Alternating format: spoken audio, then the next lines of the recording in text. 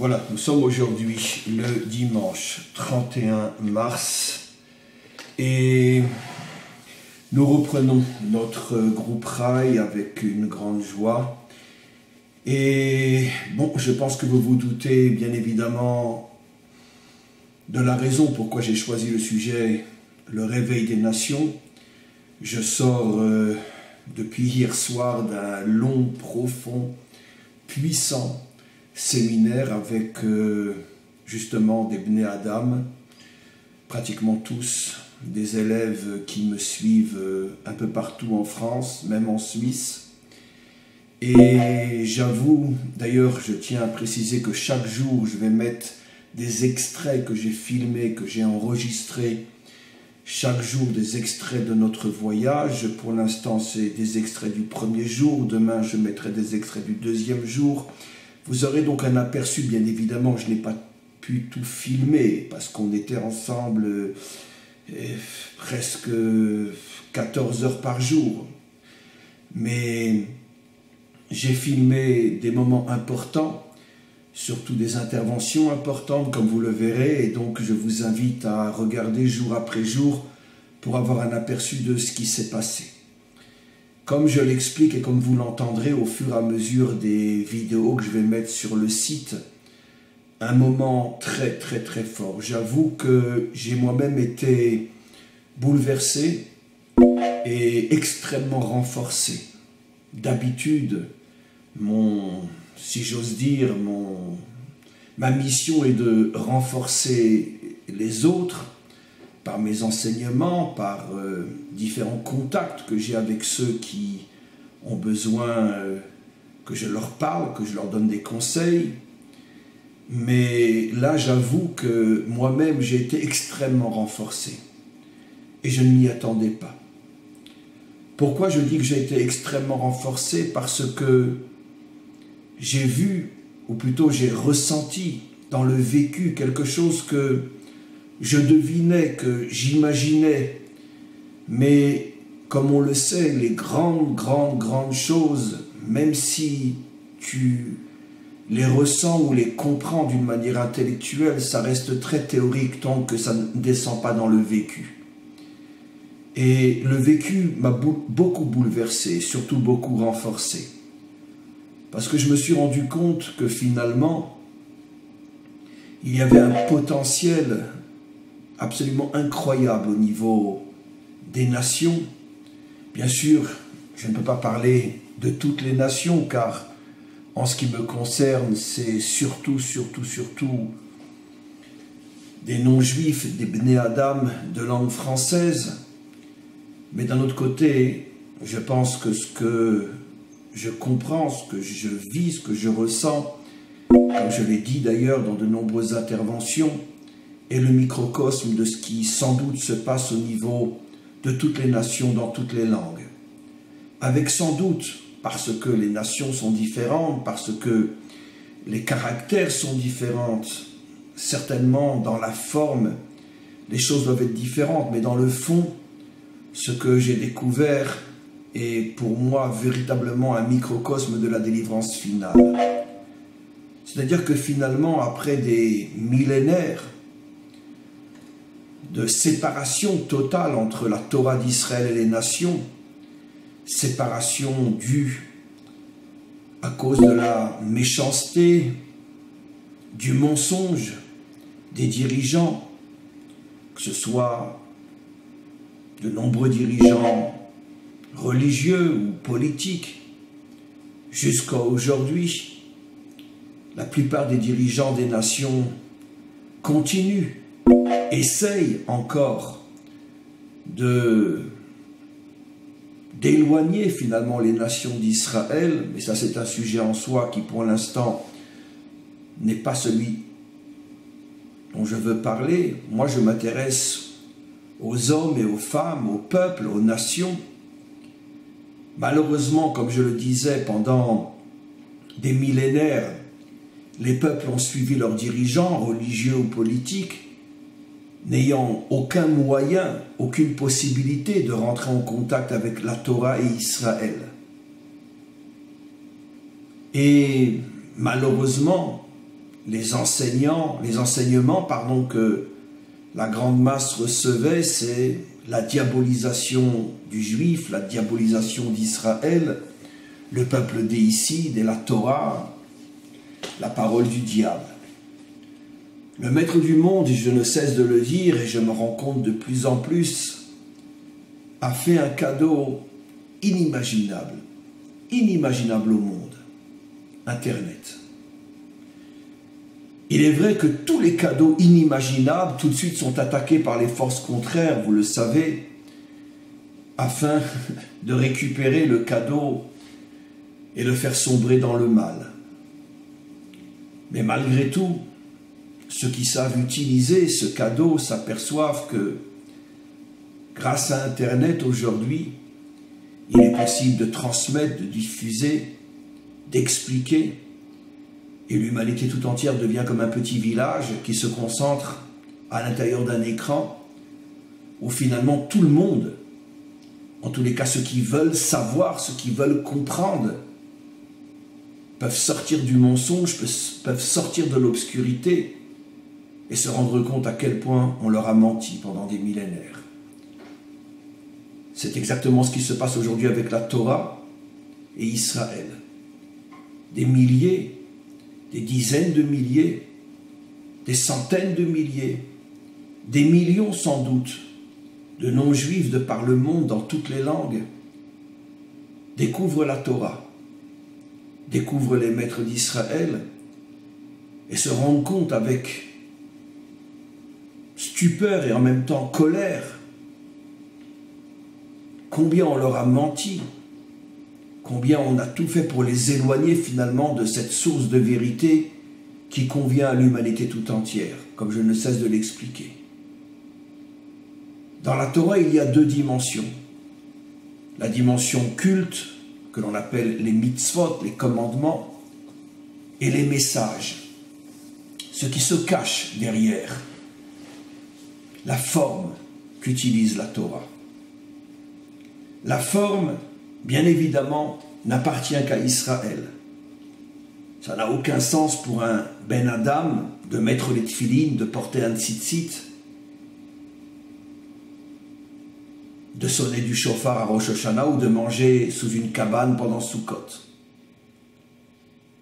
Mais les messages que transmettent chaque détail de la Torah, les messages, eux, sont vrais pour toute l'humanité, afin que chaque homme, chaque femme puisse se construire, s'améliorer et devenir véritablement un homme, véritablement une femme. C'est ce que mes nombreux élèves, qui sont aujourd'hui des milliers, je parle de milliers de non-juifs qui suivent mes enseignements, en France, dans toute l'Europe, en Afrique énormément, dans tous les pays francophones, au Cameroun, au Gabon, en Côte d'Ivoire, au Togo.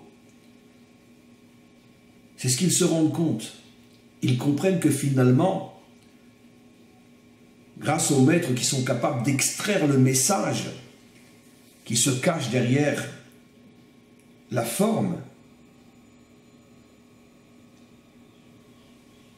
juste un instant, juste un instant, juste un instant, juste un instant, je dois répondre à un message important, vous ne m'en voulez pas. Ils comprennent que derrière la forme qu'utilise la Torah se cache un message qui lui est universel. Il n'y a pas un commandement divin, même les plus juifs d'entre eux, qui ne contient pas un message qui s'adresse à l'humanité tout entière. L'une des plus grandes preuves de ce que j'affirme est enseignée par nos maîtres. Au moment du don de la Torah, Dieu a proposé la Torah aux 70 nations. Bien évidemment, personne n'imagine que Dieu proposait aux 70 nations la Torah que nous avons, nous, qui parle d'Abraham, Yitzhak, Yaakov, de la naissance d'Israël, de la descente en Égypte, de la sortie d'Égypte, de la conquête de la terre d'Israël, et tout ce que la Torah nous enseigne à nous, peuple juif, au niveau de la forme, bien sûr. Parce que les Gaulois n'ont rien à voir avec l'Égypte, n'ont rien à voir avec Abraham, Yitzhak et Yaakov. pareil pour tous les peuples. Je parle des Gaulois par rapport au contexte biblique. Alors, qu'est-ce que cela signifie que Dieu a proposé la Torah aux 70 peuples? Il y a différentes explications.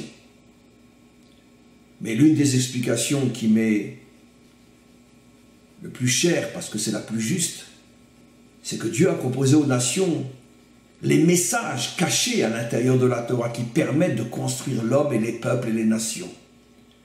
Et ces messages sont cachés à l'intérieur de chaque lettre, de chaque espace blanc entre deux lettres dans la Torah tout entière. Il faut tout simplement des maîtres qui sont capables d'extraire le message et le transmettre. Et c'est ce que nous faisons. Et donc, comme je le disais, grâce à ce cadeau incroyable que le Maître du monde a fait, a donné au monde Internet, grâce à la traduction de nombreux livres dans toutes les langues, grâce au fait que le Maître du monde construit dans notre génération des maîtres qui sont à la hauteur du défi que le Maître du monde veut que l'on relève, grâce à toutes ces choses, des centaines de milliers de non-juifs et des millions sans doute découvrent la Torah et sont bouleversés, sont stupéfaits. Comment a-t-on pu pendant des millénaires passer à côté de quelque chose de tellement important? Je ne parle pas bien sûr qu'à Dieu ne plaise de conversion. Notre but, et le mien en particulier, n'est absolument pas de pousser les non-juifs à la conversion. C'est une aberration totale. Celui qui veut se convertir, qu'il se convertisse. Mais ce n'est pas du tout le projet, le but de notre travail. Le but n'est pas de rendre tout le monde juif. Le but est de construire les 70 nations. Et nous sommes à une époque où nous commençons, comme je l'ai enseigné cette semaine, nous commençons réellement à voir germer les prémices de cette reconstruction de l'humanité tout entière à partir de la Torah. C'est un secret pour personne, les cours sont suivis par des dizaines, des centaines d'hommes et de femmes de l'Église, aujourd'hui de plus en plus de musulmans, qui eux, ça leur est plus difficile de se mettre en évidence et on comprend pourquoi. Mais mes cours sont écoutés partout, en Algérie, au Maroc, en Tunisie, en France, par de nombreux musulmans. J'étais même en relation pendant quelque temps avec un imam, je ne dirai pas d'où. Les chrétiens, eux, n'ont pas le problème de se mettre en évidence, parce qu'ils n'ont pas à craindre des représailles. Donc ce sont des dizaines de prêtres, de moines, de curés, de bonnes sœurs.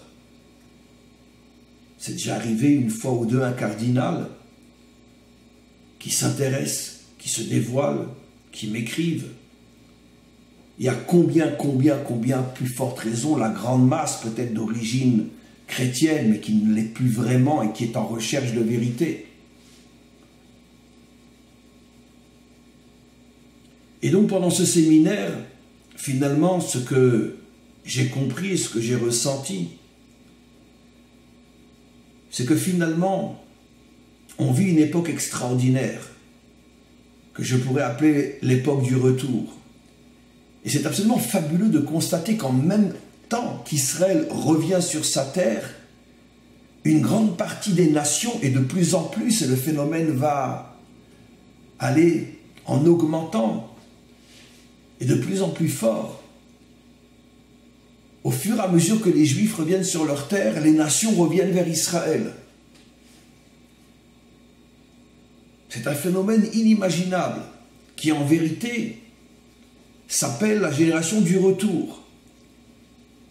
Israël vers son identité véritable qui ne peut lui être donnée que sur sa terre. Et les nations reviennent vers Israël. Je ne parle bien sûr pas des dirigeants, je ne parle pas de l'ONU et de toute cette cochonnerie qui continue et qui essaye d'empoisonner les peuples qu'ils dirigent. Mais les peuples commencent à comprendre qu'ils sont manipulés. Heureusement. Et le réveil est énorme. De plus en plus de non-juifs reviennent vers Israël de la même manière qu'Israël revient vers sa terre. On vit véritablement la génération du retour. On est dans les prémices de la délivrance finale, où toutes les nations et Israël seront enfin unies pour construire un monde meilleur, pour commencer véritablement à construire le monde créé depuis si longtemps et qui pour l'instant n'a été que détruit. La délivrance, ce n'est pas la fin de l'histoire, c'est le véritable commencement, où enfin on se met au travail.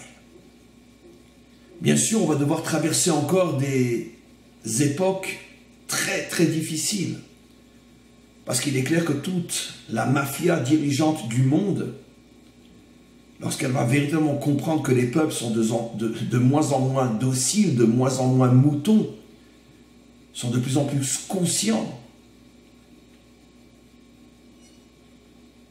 de ce qu'on essaye de leur faire croire, combien on essaye de les éloigner de la vérité vraie, les dirigeants vont devenir féroces. Le monde va traverser encore des moments très très difficiles. Mais de la même manière que l'on peut dire aujourd'hui, avec fierté et certitude, que nos prophètes ne se sont jamais trompés, de la même manière que nous sommes la génération qui vit l'accomplissement des prophéties qui prévoyaient il y a plus de 3000 ans que nous reviendrions sur notre terre, et qui aurait pu l'imaginer il y a encore 200 ans, 300 ans? Personne ne pouvait l'imaginer. Nos prophètes ne se sont pas trompés. Et de la même manière qu'ils ne se sont pas trompés sur quelque chose qui paraissait de la folie pure, le retour d'Israël après des millénaires d'exil, ils ne se trompent pas non plus lorsqu'ils annoncent la paix entre Israël et les nations, une unité entre Israël et les nations et la reconnaissance du Dieu un par l'humanité tout entière, unie, réunie et en paix. Et nous le vivrons. Si ce n'est pas notre génération, ce sera celle de nos enfants, de nos petits-enfants. Mais nous le vivrons. Aujourd'hui, nous n'avons plus besoin de foi pour croire dans la parole des prophètes. Nous avons l'histoire qui confirme que les prophètes ne se sont pas trompés. Alors encore une fois, il ne faut pas être dupe, utopique, rêveur et se bercer d'illusions. Les choses ne vont pas se passer facilement et simplement. Comme nos maîtres nous l'enseignent, au fur et à mesure que le mal, que le monstre sent sa fin proche, il se réveille et se bat avec une férocité et une cruauté plus grande encore que tant qu'il a l'impression qu'il n'est pas en danger. Les dernières attaques du serpent seront terribles. Mais finalement, comme la Torah le dit tout au début du premier livre de la Torah, la Genèse, avec ton talon, tu écraseras la tête. Et le talon, comme on le sait, fait allusion à la génération de la délivrance qui est appelée en hébreu Ikvata Demshicha, le talon messianique. La génération de la délivrance s'appelle le talon. Et il y a déjà 4000 ans, le verset faisait allusion au fait que c'est cette génération qui écrasera la tête du serpent.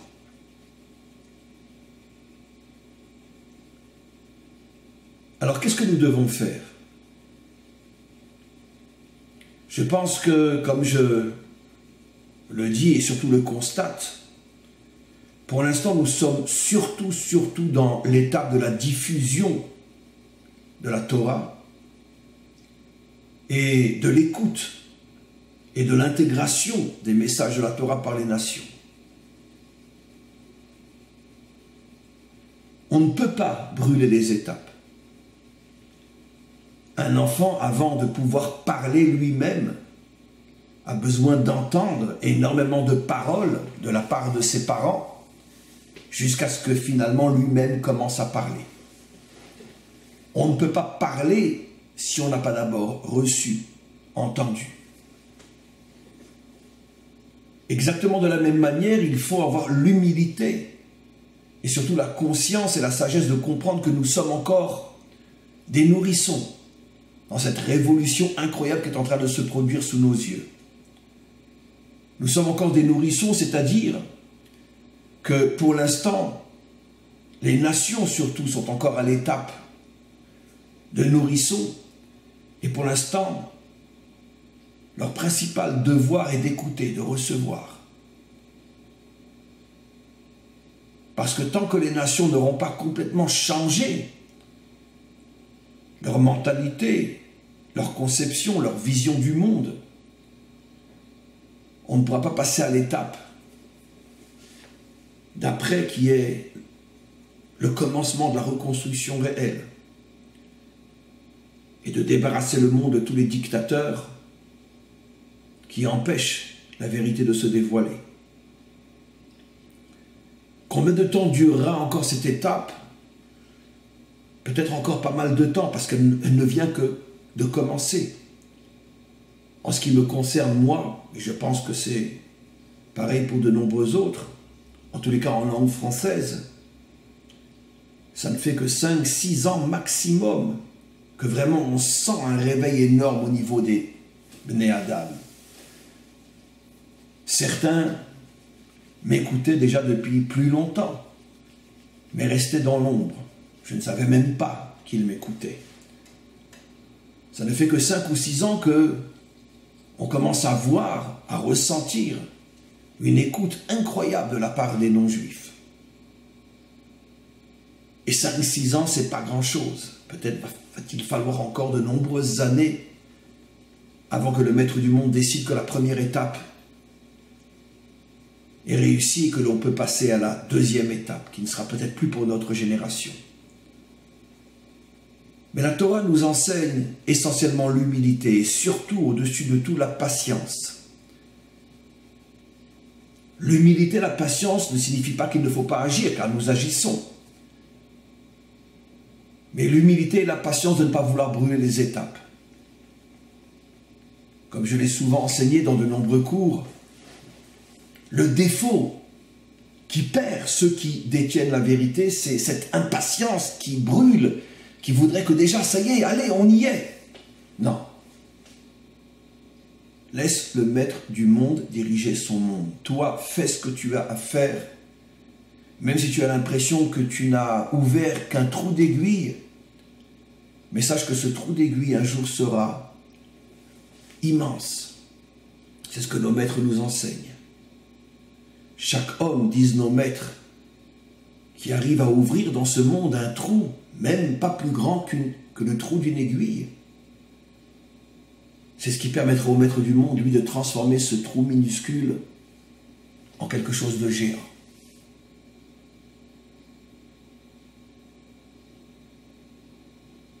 Et nous faisons aujourd'hui, à mon avis, beaucoup plus que de creuser des trous d'aiguille. On a déjà dépassé cette étape-là. Aujourd'hui, on est peut-être un petit trou, mais un peu plus grand que celui d'une aiguille. C'est notre mission. C'est pour ça que vous, Bnei Adam, votre mission aujourd'hui, c'est d'écouter, d'intégrer, d'essayer de vous construire grâce aux différents messages que vous entendez dans mes cours ou d'autres cours. Nous, Juifs, notre message, c'est de transmettre, de comprendre, pour celui qui n'est pas un enseignant, de comprendre que quelque chose d'énorme est en train de se passer, de tendre la main vers les nations. Ce n'est pas seulement les enseignants qui sont concernés par cette révolution incroyable qui est en train de naître, ou qui est déjà même bien avancée. Tous les Juifs ont le devoir de comprendre que quelque chose de fabuleux se produit. Ne recommençons pas l'erreur, nous les Juifs, de celle qu'ont fait énormément de Juifs lorsque le retour sur notre terre a commencé. Beaucoup ne voyaient rien ou refusaient de voir. Ne recommençons pas la même erreur. Un nombre incroyable de non-juifs est en train de revenir vers Israël et la Torah d'Israël. Ayons les yeux ouverts, soyons conscients de ce qui se passe. chacun à son niveau doit s'ouvrir pour montrer aux nations que nous sommes là, que nous sommes prêts à les accueillir, à les aider à comprendre ce que nous sommes. Et même si ce que je ferai n'est pas plus grand que le trou d'une aiguille, faisons confiance à ce que nos maîtres nous disent. Le maître du monde s'est transformé un nain en géant. Fais ce que tu dois faire. Laisse le maître du monde faire ce que lui doit faire. Mais tu ne peux pas t'abstenir de faire même ce petit trou d'aiguille. Chacun à son niveau. Pendant tout le voyage, avec mes élèves, on a sillonné toute la terre d'Israël, du nord au sud. On a sillonné une grande partie de la Judée-Samarie. On est après parti dans le Golan. On a été à Tibériade. On a même terminé dans Jéricho même, comme vous le verrez, au fur et à mesure que je montrerai les films sur le site. Et là aussi, ça a été quelque chose de très fort. Pas seulement la découverte de la Torah d'Israël, mais aussi la découverte de la terre d'Israël. On a eu des rencontres avec des personnes à Hebron, avec une femme extraordinaire, avec deux femmes extraordinaires. La première, Aouva, une Française, la deuxième, une Israélienne. Ces femmes ont témoigné devant le groupe qui était là. Et combien d'entre eux se sont mis à pleurer? N'arrivaient pas à s'arrêter de pleurer lorsqu'ils les entendaient. Pourtant, rien de triste ou de terrible ou de bouleversant était raconté. Mais je ne sais pas, quelque chose de surnaturel s'est produit. Cette rencontre à Hebron, dans la ville des patriarches, entre une Israélienne, française ou israélienne de naissance, avec tous ces Bnei Adam venus de partout de France. Il y avait pratiquement toute la France qui était représentée par ce groupe et une partie de la Suisse aussi. Beaucoup se sont mis à pleurer. Je ne sais même pas s'ils savent même pourquoi. Car quand j'ai réécouté ce que ces personnes ont dit, rien apparemment ne poussait à pleurer. Mais je pense que c'est l'âme qui a ressenti qu'à Hebron, qui est l'endroit finalement où naît le peuple juif, se retrouvent ici, à cet endroit-là, des non-juifs qui écoutent le témoignage de ceux qui vivent là-bas. Et c'est comme si cette reconnexion d'âme avait provoqué, avait déclenché quelque chose de très puissant, d'inexplicable, de surnaturel. Je pense que ce qui s'est passé. On a été à Césarée, on a été encore une fois dans le Golan, on a été dans des endroits qui étaient les premières coopératives, les premières communautés reconstruites en Israël à la fin du 19e siècle. Et je regardais mes élèves et je voyais combien ils étaient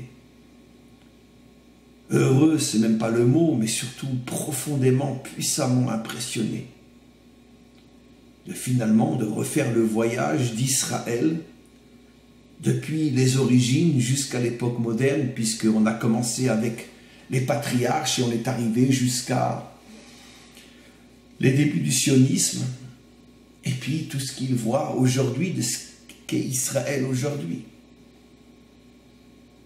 Finalement, en une semaine, on a traversé toute l'histoire d'Israël. Le lien entre nous est devenu très, très, très, très fort. Et j'avoue que c'était difficile pour moi, la séparation hier soir, samedi soir. Mais comme je l'aurais dit et comme je vais l'annoncer, et comme ça sera annoncé, nous allons nous retrouver pour un séminaire en France, aux alentours du mois de septembre. J'espère qu'on sera très nombreux, qu'on dépassera peut-être même la centaine. J'en ai pratiquement aucun doute. Vous serez tous et toutes tenus au courant du séminaire que nous allons faire à Strasbourg au mois de septembre. Et je pense qu'on sera nombreux, très nombreux, et qu'on va passer un moment bouleversant une fois de plus. Et bien sûr, un nouveau voyage se prépare pour l'année prochaine. On prépare aussi un voyage parce que j'ai énormément d'élèves que je ne connais pas physiquement, mais je sais qu'ils sont des centaines, voire plus, peut-être des milliers en Afrique. On essaye de préparer aussi peut-être un nouveau séminaire, mais cette fois-ci réservé exclusivement pour des gens venus du Gabon, du Cameroun, du Zaïre. On va voir comment on va le préparer, ce voyage ici en Israël. Mais quoi qu'il en soit, mes amis, c'est ce que je voulais vous transmettre. Bien que j'avais pris sur moi avant maintenant de voir vos questions, je ne sais pas, j'ai l'impression qu'il n'y a pas de questions qui sont posées parce que vous êtes, j'imagine, un petit peu abasourdis. Mais n'oublions pas que dans ces rencontres du dimanche, j'aimerais lire des questions que vous me demandiez. Parce que moi, en ce qui me concerne, j'ai fini mon intervention, donc je voudrais pouvoir répondre à des questions. Mais quoi qu'il en soit, ce que je voudrais dire, c'est que... Oui, excusez-moi, je voudrais vous demander la permission. J'avais dit qu'à partir de ce recommencement du groupe Rail tous les dimanches, je ne publierai jamais ce que nous faisons ensemble et l'ouvrir à tous et à toutes. Ça reste entre nous pour pouvoir justement construire et préserver le groupe Rail. Je vous demanderai une exception, ça sera sans doute la seule ou peut-être encore une ou deux dans l'année maximum. Tous les cours, tous les échanges que nous avons entre nous le dimanche pendant le groupe Rail restent privés parce que vous m'aidez en participant, en cotisant au groupe Rail, vous m'aidez et donc c'est normal que on puisse créer quelque chose entre nous et uniquement entre nous. Et je souhaite qu'il y ait de plus en plus de monde qui s'inscrive au groupe Rail pour la modeste somme de 18 € par mois, mais qui malgré tout nous rend un service énorme pour le maintien de ce site et de notre travail. Mais ce que j'ai dit aujourd'hui, je voudrais pouvoir le publier pour tous et toutes, parce que je pense que c'est un message qui est très important, et il est important que des centaines, des milliers d'autres puissent l'entendre eux aussi. D'abord peut-être pour rejoindre le groupe des Bnei Adam, se préparer peut-être pour le séminaire du mois de septembre à Strasbourg, ou se préparer aussi tout simplement pour notre prochain séminaire ici, en Israël, dans un an plus ou moins. Voilà, je n'ai pas l'impression qu'il y a des questions qui ont été posées. J'avoue que ça m'embête un petit peu, parce que s'il n'y a pas de questions, on va devoir arrêter. Alors j'attends encore quelques minutes.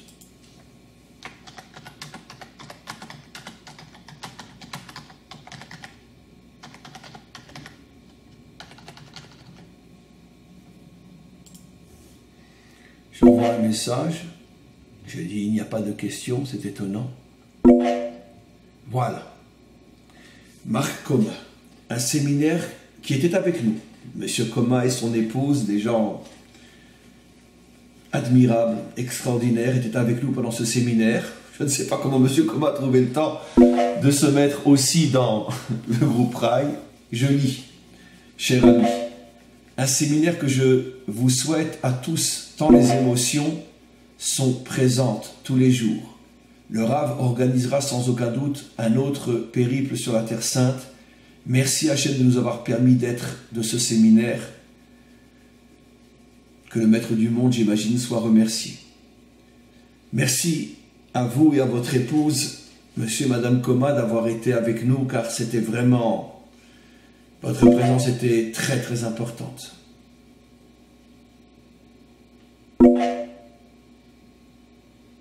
Alors, André Kaplan, votre mission sur Terre me semble bien déterminée. Aider les non-juifs à retrouver leur source. Pensez-vous... J'arrive pas à comprendre la fin de la question. D'être si blunt. Excusez-moi, je ne comprends pas. Mais quoi qu'il en soit, ma mission n'est pas seulement, bien sûr, d'aider les nations à revenir à leur source. il est clair que ma mission est aussi et surtout et essentiellement d'aider les Juifs à revenir à leur source. Comme je l'ai dit, quand j'ai commencé à enseigner sur le net, il y a à peu près 10 ans, parce que j'enseigne depuis plus de 30 ans, mais sur le net depuis à peu près 10 ans, même pas dans mes rêves, j'imaginais qu'un jour, je me retrouverais avec tellement d'élèves non juifs. Je ne peux même pas imaginer que ça les intéresserait. Je l'ai découvert au fur et à mesure.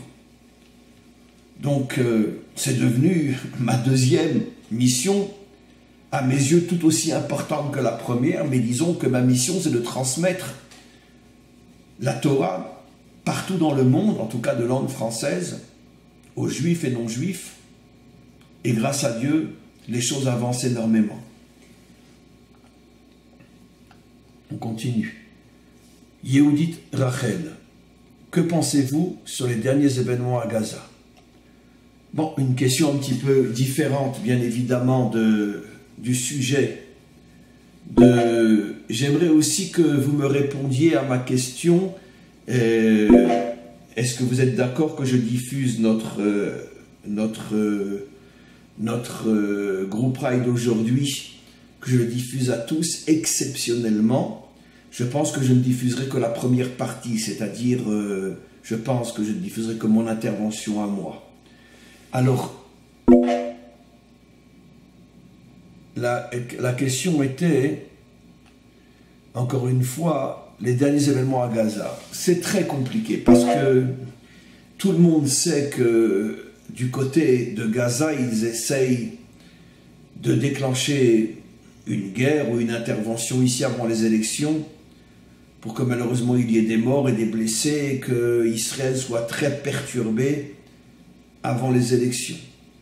Je pense que Bibi Netanyahou, pour l'instant, réagit avec sagesse, justement, de ne pas rentrer en conflit réel avec eux avant les élections, pour ne pas perturber justement le pays ici.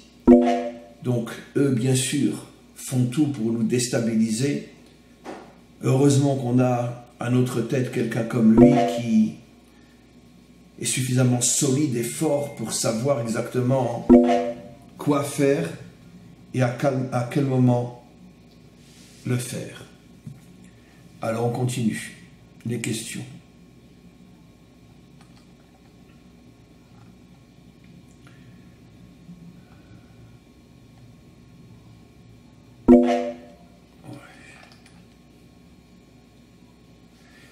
Rachou, est-ce que vous pensez que les agissements du président Trump envers Israël font partie de ce réveil des nations? D'une certaine manière, oui.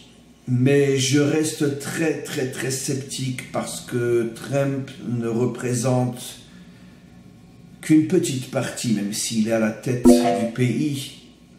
En vérité, oui, il représente le peuple, le vrai peuple. Toute l'intelligentsia, toute, en vérité, les riches, les intellos ne sont pas de son côté. N'oublions pas que les démocrates, qui représentent au moins la moitié du pays, deviennent de plus en plus virulemment antisémites et antisionistes. Malheureusement, de très nombreux juifs sont dans ce parti-là, mais ce ne sont plus vraiment des juifs. La grande majorité sont complètement assimilés. Et la plupart mariés mixtes et n'ont plus rien de juif.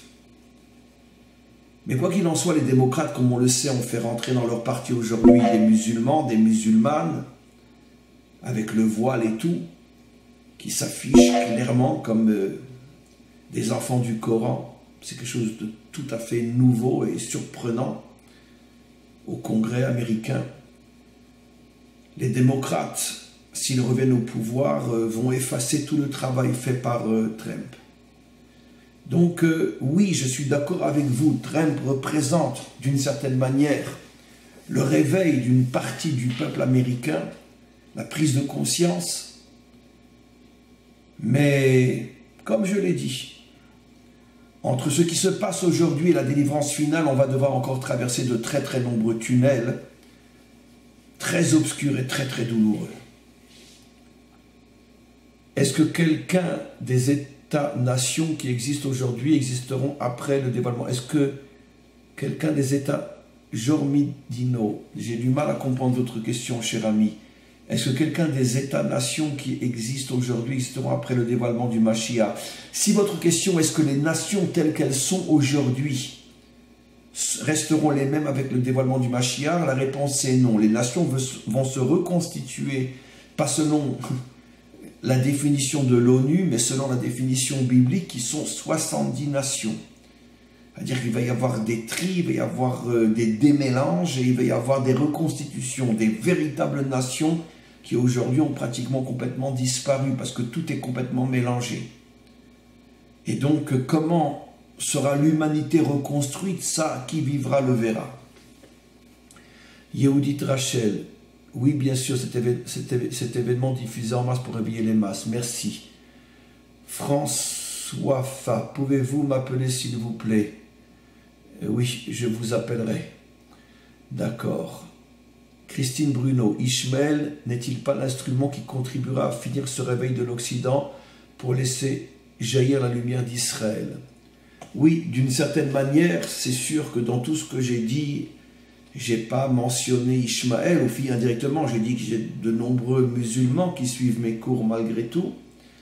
Mais l'islam politique, l'islam au niveau des dirigeants, c'est évident que nous ne sommes même pas encore au commencement du commencement de ce qui va se passer. Quelque chose de terrible se prépare. Et malheureusement, on risque d'être la génération qui va le vivre, ou au moins commencer à le vivre. Le dénouement sera le dévoilement du Mashiach. Malheureusement, quand quelqu'un dort profondément, si tu ne le secoues pas, il ne se réveillera pas. Disons que vous avez raison. Ishmael va sans doute être l'instrument utilisé par Dieu pour réveiller l'humanité et lui faire prendre conscience qu'elle doit se prendre en main. Rachou, est-ce que vous pensez que les agissements du président Trump envers Israël font partie de ce réveil des nations? Oui, j'ai répondu, ce que je remonte en arrière, excusez-moi. Marc Joël, oui, bien sûr, diffusé. Marc Joël, comment est-ce que vous expliquez ce lien entre les Bnei Adam et la montée de l'antisémitisme actuellement partout? Cher ami, la question est bien sûr très importante. Je l'ai suggéré indirectement. Il faut faire une différence nette entre la manipulation des dirigeants, qui sont des manipulateurs depuis toujours, et le peuple lui-même. Je pense que de plus en plus, l'antisémitisme est le résultat direct d'une manipulation mondialiste de la part des dirigeants qui veulent détruire l'humanité, la transformer en esclave. Et pour ça, ils ont besoin d'éliminer le seul peuple qui s'opposera toujours à cette mondialisation, qui est le peuple juif. Et donc les dirigeants ont bien compris que tant que le peuple juif sera sur terre, leur projet ne pourra pas aboutir, de transformer toutes les nations en moutons au service de quelques centaines de milliers de dirigeants qui s'en mettront plein les poches. Ce n'est pas le sujet aujourd'hui, mais je sais énormément de choses à ce sujet-là, ne serait-ce que par mes contacts de par le monde. Et les choses sont encore beaucoup plus graves que vous l'imaginez. Mais une chose est sûre, lorsque l'on trouve un Français de la masse antisémite, c'est simplement parce qu'il a été manipulé. Dans la grande majorité des cas. L'antisémitisme vient d'en haut. L'antisionisme vient d'en haut. Alors, jusqu'à quand et de quelle manière les masses continueront à se faire manipuler, je n'en sais rien. Donc il n'y a pas de contradiction, au niveau du peuple, il y a effectivement de plus en plus de gens qui se réveillent, et au niveau des dirigeants, il y a de plus en plus d'antisémitisme. Je pense que d'ailleurs les deux sont liés. Parce que plus les dirigeants vont se rendre compte que les peuples commencent à apprécier Israël et la Torah d'Israël, plus les dirigeants vont mettre le paquet pour étouffer ce réveil-là.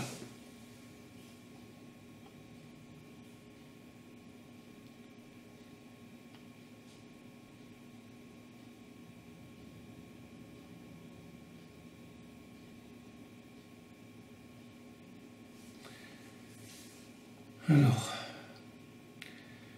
Rishi, pensez-vous faire un séminaire sur les élections?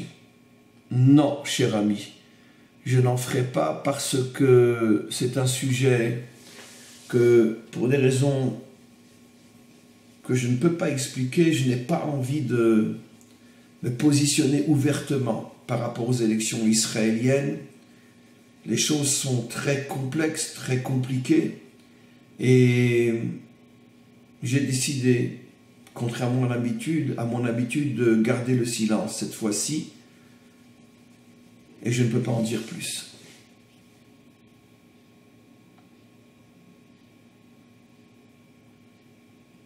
Chana, quelle est votre explication du verset dans les bénédictions du matin, Shelo Asani Goy? Il y a effectivement une bénédiction que l'on dit le matin, où entre autres, un juif remercie Hachem d'avoir été créé juif et de ne pas avoir été créé non-juif. La réponse, cher Chana, est d'une simplicité évidente. Cette bénédiction vient mettre en évidence que chacun doit être conscient de son identité et vivre pour remplir la mission de son identité. C'est-à-dire, cette bénédiction, finalement, c'est la condamnation de l'assimilation.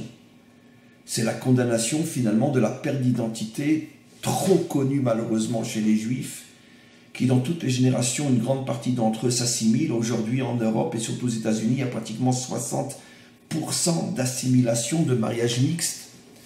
Et donc, si Dieu m'a fait juif, c'est parce que j'ai une mission que je dois remplir en tant que juif. Et si Dieu m'a fait non-juif, c'est parce que j'ai une mission à remplir en tant que Ben Adam. Et chacun doit être fier de son identité, la respecter, la construire et diffuser le message de son identité. Il n'y a bien sûr rien, mais strictement rien, mais absolument rien de péjoratif dans cette bénédiction. C'est simplement une mise en garde. Tu es juif, reste juif. Et d'ailleurs, l'histoire a prouvé, et j'en suis moi-même le témoin, que plus un juif essaye de s'assimiler et plus il est détesté de la part des non-juifs, et plus un juif s'affirme comme juif, et plus il attire des non-juifs vers lui. J'en suis un témoin vivant. Je m'affirme de toutes mes forces en tant que juif, et malgré tout, j'ai des milliers d'élèves non-juifs. Et un juif qui va vouloir s'assimiler parce qu'il a honte de son identité, tôt ou tard, on lui crachera au visage et on lui dira « sale juif, retourne d'où tu viens ». Donc c'est tout le contraire qui est vrai. Plus je m'affirme en tant que juif, plus je vais être respecté par les non-juifs.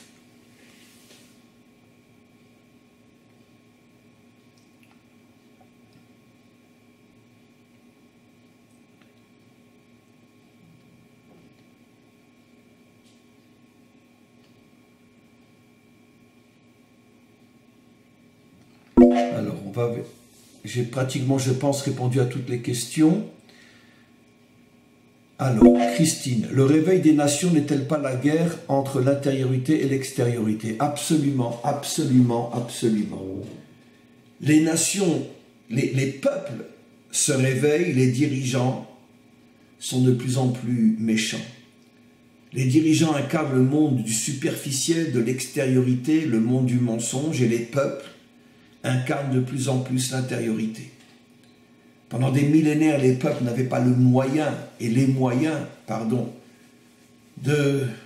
d'exprimer leur réveil, car comme je l'ai souvent expliqué, même lorsqu'il y a eu des révolutions qui mettaient en évidence le courage incroyable des peuples, les révolutions ont toujours été très très vite récupérées. La révolution en Russie récupérée par des ordures comme Staline, et même la Révolution française très vite récupérée par une nouvelle forme de royauté déguisée en démocratie. Malheureusement, les peuples sont toujours manipulés. L'une des grandes réalisations du Mashiach, c'est qu'il arrivera enfin à libérer les peuples et leur donnera les moyens de ne plus jamais être manipulés par tous ces mafionnaires qui dirigent le monde depuis des millénaires.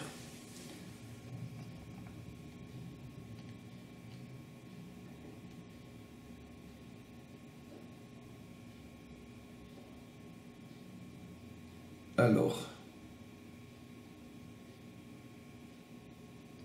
voilà, on va s'arrêter là pour aujourd'hui.